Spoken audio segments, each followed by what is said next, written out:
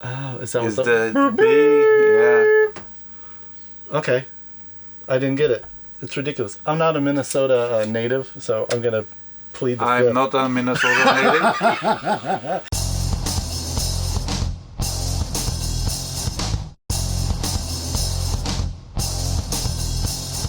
Hey everybody, what's going on? It's Chip Walton. Welcome to Chop and Brew, another Kveik Connection video in which we go back to Norway and we hang out with Ivar Geithung, our farmhouse brewing friend that invited us over in September to witness the methods and the mayhem of Norwegian farmhouse brewing.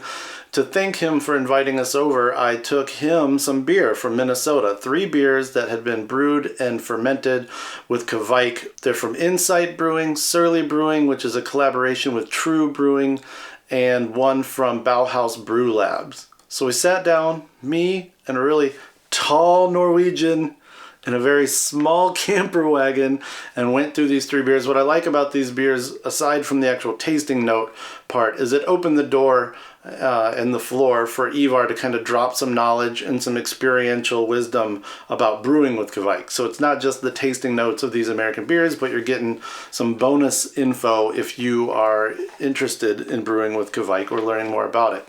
Should mention before we start that this episode is brought to you with support from our presenting sponsor for the Kveik Connection, Brew Your Own magazine. Learn about traditional and not so traditional brewing methods, recipes, columns, and all that good stuff at byo.com. Also shout out to our ongoing sponsor, Imperial Yeast, for their help with this trip, and our Patreon, man. Patreon.com/chopandbrew if you want to keep this kind of stuff going. So, tasting notes from Norway on American Kveik beers.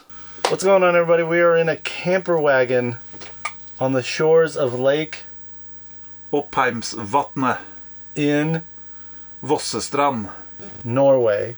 at Selland. I'm here with Ivar. It's been a long night of drinking Heimabrig Heimabrig.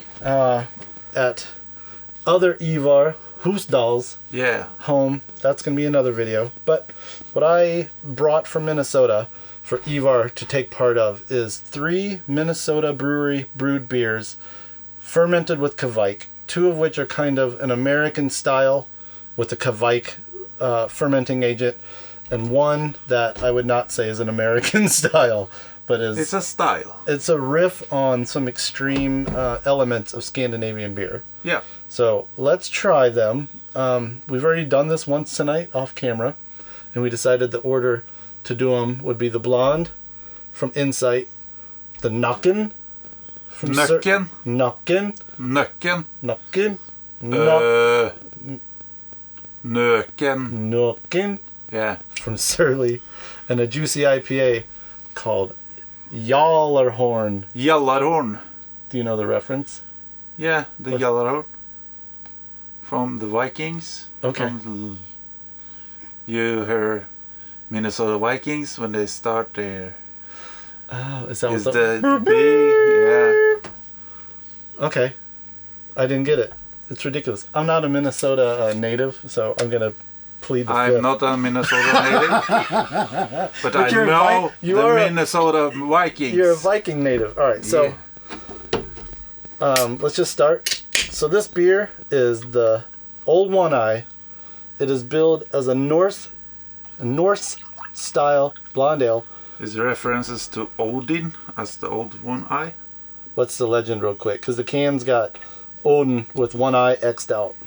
How do you get Yeah. that eye X'd out? He sacrificed his eye to himself so he could get knowledge, and with that he got 2 raven, 1 on each shoulder, called Hugin and Munin, who also function as the eye he lost.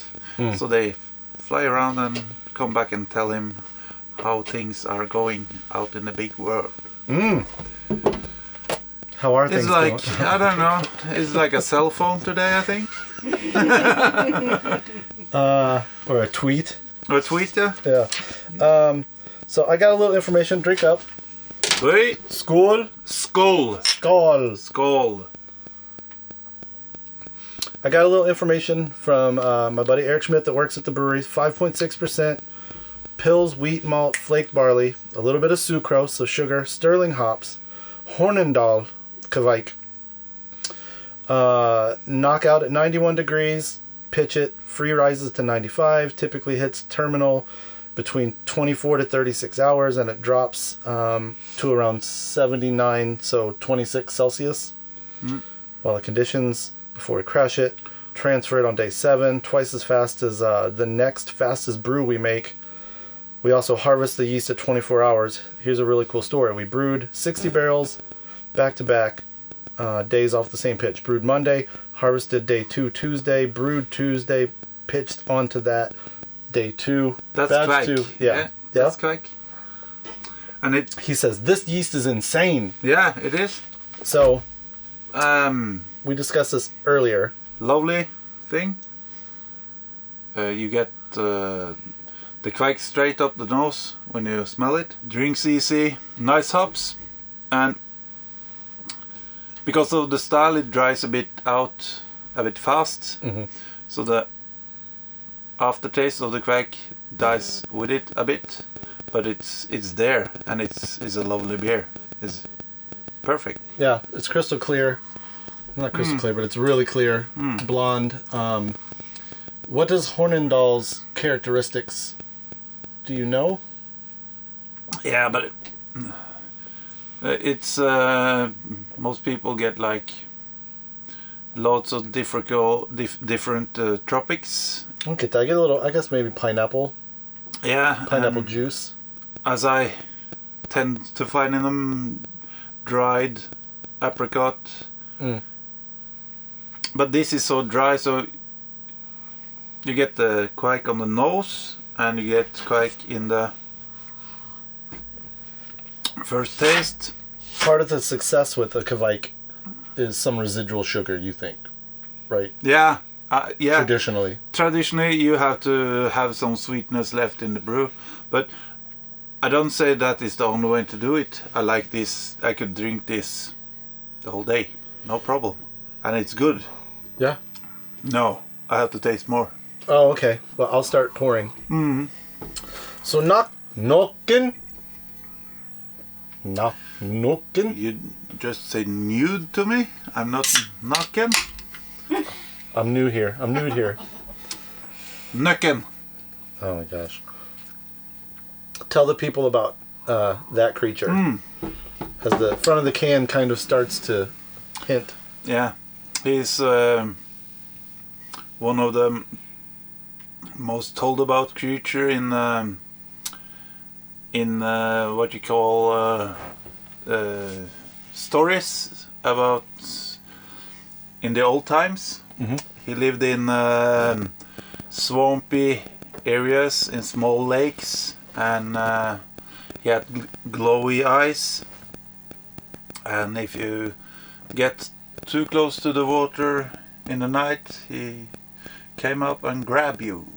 The glowy eyes actually you can see when gases emerge from the bottom of the lakes, and in the night you can actually see it like glowing, and that was people thought was the eyes of the beast, and a little bushes around it, and it was. He exists to ward people off of exploring marshland, specifically at night. Yeah, when they're gonna essentially like Norwegian quicksand. Yeah. Napkin was to scare people away from the marshland and trolls for the mountains. So in the night you should stay home. Yeah, why y'all trying to scare people? It's it's expensive to save idiots, right? All right, skål. Skål. So this is definitely the complex. Here we got tons of. Yeah. So I wasn't going to pull my phone up, but I have to pull up this info, and it's got quite a backstory. This is Surly and True collaboration, and they describe it as a dry hopped Scandinavian style farmhouse ale aged on birchwood and honey added. They give dry, floral, citrusy, 9.3%. If we're doing these in alcohol, it would be 1, 2, 3. But we're doing it kind of in order of hoppiness, so it's 1, 2, 3. But it's still a easy drinker. Says the 18% ABV brewer of a wedding beer. Yeah, no, it is. It really is. Because of the sweetness. The honey. These malts, they use Weyermann Arachlia pills. Canadian malting company Superior Pilsen malt. Touch of Weyermann acidulated and carrot pills. 8 pounds per barrel of alpha honey. Kind of talk about that element. Like, how does that tie back to Norway? The honey? Yeah. Is like everybody talks about the honey in the mead, but the honey flavor taste is more like a reference in a brew, especially when you drink the first wort. It's like honey. And as you know, with the meadow sweet wort, we call that mead wort because of the intense. When you go into a field with that, it's like you smell. It's so sweet, and it's like you're looking for the beehives. Where are they? Because but the honey in this, it is there, lingering, and it perhaps get the beer sweeter, so the taste of the Kveik actually stays longer on your tongue. And on the hoppy part, it's not too hoppy, I think. It's nice. Yeah. So they did several trials with this yeast, fermenting at 100%, 50%, 10% of their normal pitching rate, at 70 and 90 F. They decided to go with 70. They did 60 barrels fermented extremely slow for the yeast strain, as I understood it. It took 10 days to ferment. Second half, decided to bump it up to 80 and let it free rise. This also fermented slowly, even with the heat addition, but quicker than the first. Oxygenated liberally. Fermented on birch honeycombs, which are these essentially staves, you could call them, rectangular, but they drill them for more exposure space, so more surface area. But birchwood, which we've heard you reference while here this week. Birch bark. Yeah, but the birch wood itself, it's quite mild on the barrel taste. We use the older wood, who's really bites, but you can feel the wood in this. Yeah, but not dangerous much. It's said the bride. Said the bride. That's apparently the Norwegian version of That's What She Said. And dry hop the beer with 3 pounds of Hallertau, 1.5 pounds per barrel, that is, Citra hops to finish the beer. So this beer has a lot going on, and it doesn't feel like it has a lot going on. With Kveik, I always try to... I don't use Citra hops, because Citra is a part of the taste in quite a lot of Kveiks, so it kind of can cover the fruity taste that Kveiks can make. To a degree, if you're pitching Kveik, let it be Kveik. Yeah. And figure out what other things it kind of replaces or enhances. Yeah, like in an IPA, I can understand, because there you want a lot of fruity hop flavors, but it's not bad, but I wouldn't do Citra in a beer like that, because I think if you just raise the fermenting temperature, at least the pitch temperature, as high as the Kveik tolerate, you would get lots of more Kveik taste on the brew, and the balance of the bitterness is perfect, but because Hallertau is not unlike a hop you would use. Hallertau? Yeah, you use that. Yeah. Or you've suggested I use it. Yeah. But because that is low on the Citra. That's more like in reference of spices. Yeah.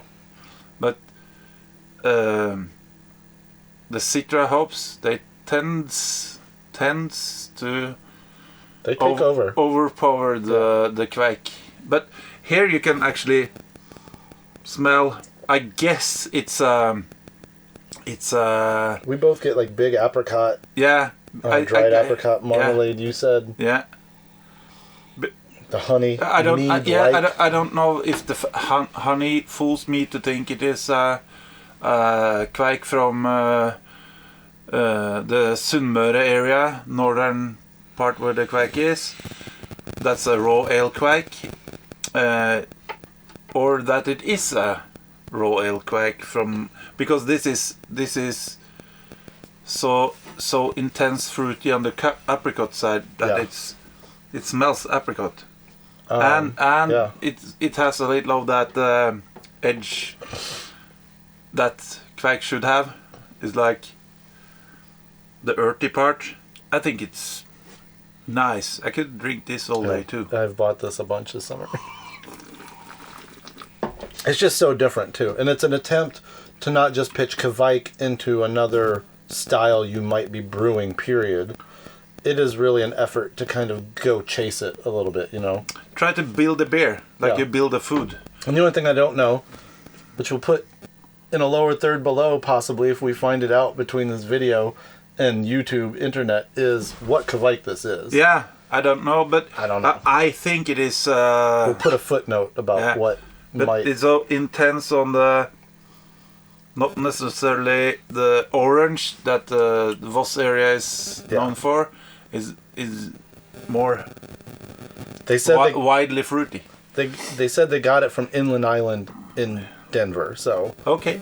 The last one from Bauhaus Brew Labs in lovely northeast Minneapolis. This is good on the sweet side. Is the Gjallarhorn. Gjallarhorn. Gjallarhorn. Is that how it's spelled, or are they kind of doing like a riff on how it's? Do you need? Yeah, that's you all are horn. They put a y'all. Y'all, a horn. They're going after my heart with this one. Yeah. So my buddy Tony Erickson at Bauhaus gave us some info on this. So give it a whiff and tell us. But the last brew is so strong on the nose, so you have to. Do you need some pretzels? What are you gonna do? Yeah. I'll lick the smoky sweatshirt from the Eldhus. We just spent an evening in a lovely Eldhus with a small fire in the middle that was going out of a hole in the roof, and even though the smoke was leaving the Eldhus, it was filled with. It was also delicately, and there was hanging meat from the rafters, and so I don't need this. So Tony Erickson told us Pils, Vienna, red wheat, oat, carapils, no bittering, which is kind of this thing going on in America right now. Hazy IPAs, juicy IPAs, no bittering. I love IPA. Azaka, Cascade, Comet in the Whirlpool, and then again in dry hop, fermented at 95, so 43 or 4 what Celsius? If they pitch 43 Celsius?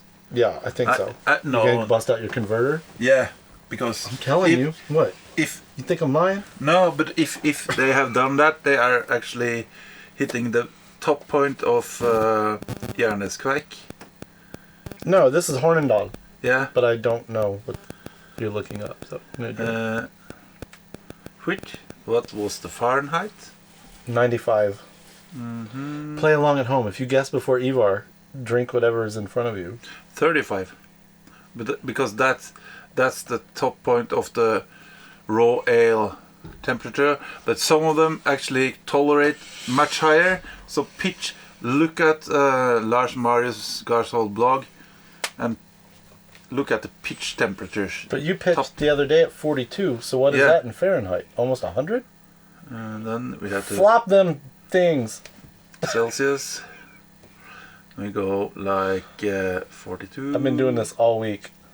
With kilometers. 954. Yeah, let's try that. What's 954 Celsius? 42 is 107.6. You pitched that Kveik at 107 the other day? Or closer to 108? 43. That's absurd. 109.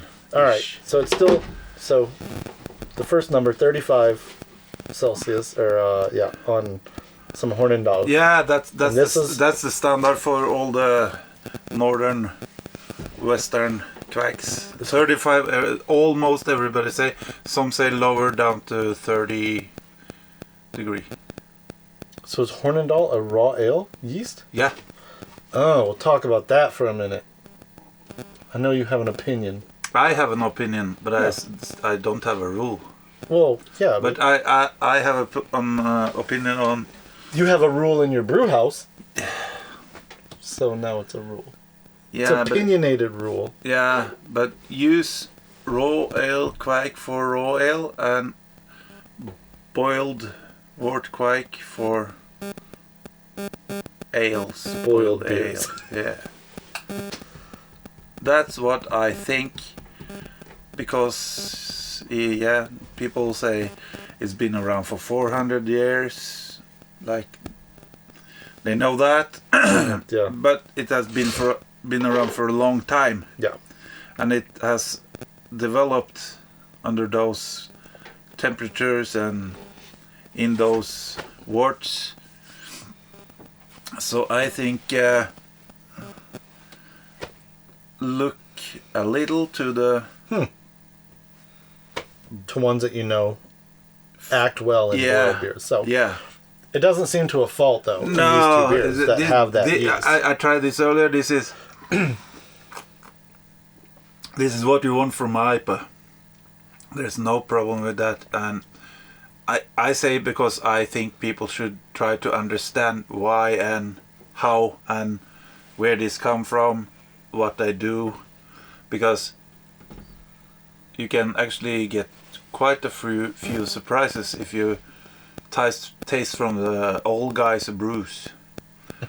They, at least those who are strict traditional and do everything right, from the old way of viewing it. Yeah, this has got a bunch of that citrus, pine, and raisin there. You feel it sit on the tongue. Yeah. Like actually the juniper does when you give it a little boil. Mm-hmm. So I'm not unfamiliar with that. Yeah. It's perfect, but here you don't get the Kveik in the same amount, because when you start to play with strong hops, the Kveik has to go just for the fermenting. And as people will see in another episode of a really long brew day, it's you really just do hops up front, not even like up front in the boil, up front in the runoff, and that's it, because you want the Kveik to kind of have its shine. Yeah. I do the hop for the bittering and for the conservation, and I let the Kveik rock. It's perfect. It's perfect. Yeah. He said Minneapolis is perfect. As he sits coming there soon to brew with you. Oh man. Yeah. As he sits on a lake overlooking two mountain chains, he says northeast Minneapolis is perfect. Should we pour what's left of all three of those in that dusty Genya? This is Genya for a little small homebrew. And you just fill it to the top. Yeah. And say skål. Yeah. Go Vikings. And you. But we save that for the oppskaka. All right, so for Insight, Surly, Bauhaus, thank you guys. Eric, Ben, and Bob, and Tony, thanks for the information. Thanks for sharing the beers and the knowledge. And I'm happy that you like them enough to like discuss them relatively. Because I remember when I brought them, you were like, I don't what. Nah. you're such a Kveik purist, like, because you live a mile from, well, I mean, it's in your barn. Yeah. Anyway, the point is, this could have gone a lot worse. No. But it went really good. This is good brew. Yeah. This is good brew. Just as a native of an area where this has literally been here for thousands of years, what do you think when someone flies across an ocean and brings you beers that are like marketing and spotlighting and talking about Kveik? I have no problem with that. I think that's cool. But what I think is like brewers should come over here and do the same. Huh. Come over and taste the brew. Because there's a lot of amazing brews on the Eldhus style or on the raw ale style that quite you get the true flavor from the way it was brewed before it was big. Yeah.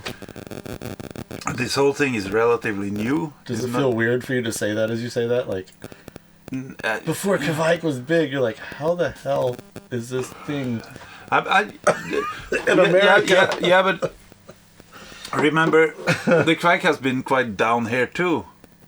I mean, people here still don't get it or appreciate it. Because it's been homebrew, heimabrygg. 99% of Norwegian would prefer this. I guarantee you. Because they don't understand. But what I think is that if you're interested in brewing like a brewer is, you should go the whole way. Get over there and try out what heimabrygg or kornøl with Kveik is. Fermented on Kveik, because you get the whole story. And you might meet some crazy people. You might spend a 15-hour brew day in a basement and almost kill the guy who brought you here. But then the next day, you'll sleep 3 hours, and you'll go do it again. And then the third day, you'll be cool with all the stuff. Yeah. And you'll have 500 minutes of video. Yeah, and you get your luggage back from the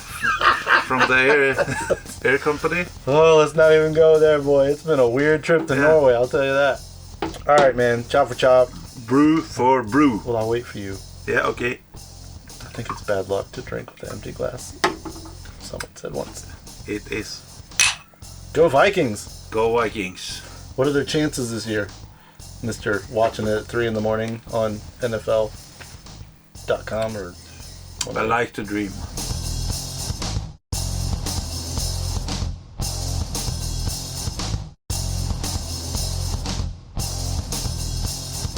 If you came to a game in Minneapolis, like, what does your game day gear look like? That's my bunad. Oh, you're going in. Yeah.